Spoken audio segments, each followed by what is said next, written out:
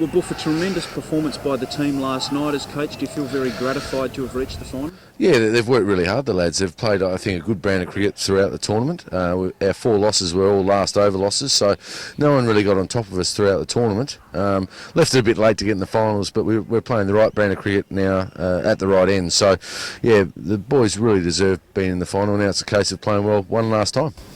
A great thing for both Queensland cricket and the players to be able to go onto the world stage with the Champions League later in the year.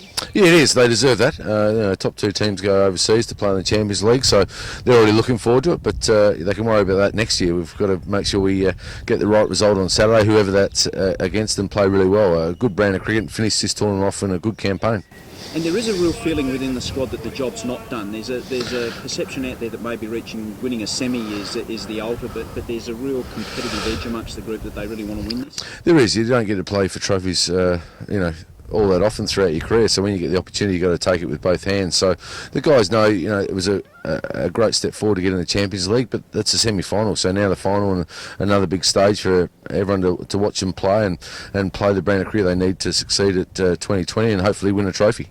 You've had some outstanding performance, but there's been some unsung heroes too. Chris Hartley lumped with the captaincy very late. He was mic'd up. He had a lot going on his mind last night, and he did a superb job. Yeah, it was fantastic. James Hope pulled out 10 minutes before the game, so to lob it on Chris with no real warning. He's obviously done it with Queensland Bulls this year, but for the Heat, he was fantastic last night. A lot of help from Christian as well, and Horitz and Forrest, the senior players. But Chris has been outstanding all year for us. I noticed that the selectors never mention his name when they're talking Australian wicketkeepers, because he's one of the best going around, if not the best gloveman in Australia. So there's a lot of good keepers, as we know, but I'd certainly like him to be recognised as one of the best glovemen in Australia, and his performances with the bat in all formats have been exceptional this year. So he's been unlucky not to be noticed in that level.